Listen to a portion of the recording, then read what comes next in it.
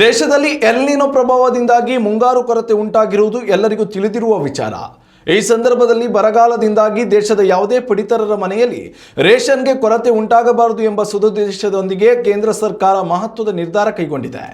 ಮಳೆಗಾಲದಲ್ಲಿ ಉಂಟಾಗಬಹುದಾದ ದಾಸ್ತಾನು ಸಮಸ್ಯೆ ಹಾಗೂ ಪಡಿತರರಿಗೆ ಸಾರಿಗೆ ಸಮಸ್ಯೆ ಮತ್ತು ಬರಗಾಲದಿಂದಾಗಿ ಉಂಟಾಗಬಹುದಾದ ಇನ್ನಿತರ ಸಮಸ್ಯೆಗಳನ್ನು ಗಮನದಲ್ಲಿಟ್ಟುಕೊಂಡು ಆಹಾರ ಮತ್ತು ನಾಗರಿಕ ಸರಬರಾಜು ಇಲಾಖೆ ಮಹತ್ವದ ಆದೇಶ ಪ್ರಕಟಿಸಿದೆ. ಈ ನೂತನ ನಿಯಮದ ಅನ್ವಯ 2026ರ ಆಗಸ್ಟ್, ಸೆಪ್ಟೆಂಬರ್ ಮತ್ತು ಅಕ್ಟೋಬರ್ ತಿಂಗಳಿಗೆ ಅನ್ವಯವಾಗುವ ಒಟ್ಟು ಪಡಿತರ ಅಕ್ಕಿಯನ್ನು ಆಗಸ್ಟ್ ತಿಂಗಳಲ್ಲೇ ಒಟ್ಟಿಗೆ ವಿತರಿಸಲಾಗುತ್ತದೆ.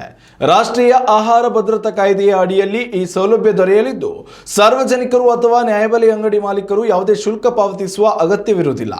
3 ತಿಂಗಳ ಪಡಿತರವನ್ನು ಒಂದೇ ಅವಧಿಯಲ್ಲಿ ಪಡೆಯುವುದರಿಂದ ಫಲಾನುಭವಿಗಳು ಈ ಪಾಯಿಂಟ್ ಯಂತ್ರದಲ್ಲಿ ಕಡ್ಡಾಯವಾಗಿ 3 ಬಾರಿ ಹೆಬ್ಬೆರಳಿನ ಗುರುತು ನೀಡಬೇಕಾಗುತ್ತದೆ. ಸಾಮಾನ್ಯವಾಗಿ ಪ್ರತಿ ತಿಂಗಳು ಕೇವಲ 15 ದಿನಗಳು ಮಾತ್ರ ರೇಷನ್ ವಿತರಿಸಲಾಗುತ್ತಿತ್ತು. ಆದರೆ ಈ ಬಾರಿ ಸಾರ್ವಜನಿಕರ ಅನುಕೂಲಕ್ಕಾಗಿ ಆಗಸ್ಟ್ 1ರಿಂದ 31ರವರೆಗೆ ಪೂರ್ತಿ ತಿಂಗಳು ನ್ಯಾಯಬೆಲೆ ಅಂಗಡಿಗಳು ಕಾರ್ಯನಿರ್ವಹಿಸಲಿವೆ. ಸಾರ್ವಜನಿಕರು ತಮ್ಮ ಪಡಿತರ ಚೀಟಿಯ ಸಕ್ರಿಯ ಸ್ಥಿತಿ ಮತ್ತು ಮಾಸಿಕ ಹಂಚಿಕೆಯನ್ನು ತಿಳಿಯಲು ಕರ್ನಾಟಕ ಸರ್ಕಾರದ ಆಹಾರ ಮತ್ತು ನಾಗರಿಕ ಸರಬರಾಜು ಇಲಾಖೆಯ ಅಧಿಕೃತ ವೆಬ್ಸೈಟ್ಗೆ ಭೇಟಿ ನೀಡಬಹುದು.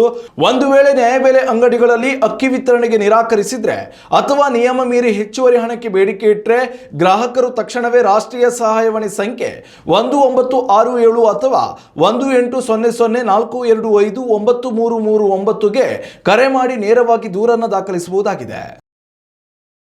ಉತ್ತಮ ಸಂಸ್ಕಾರಯುತ ಶಿಕ್ಷಣದೊಂದಿಗೆ VSS English medium CBSE school Udupi Muddur.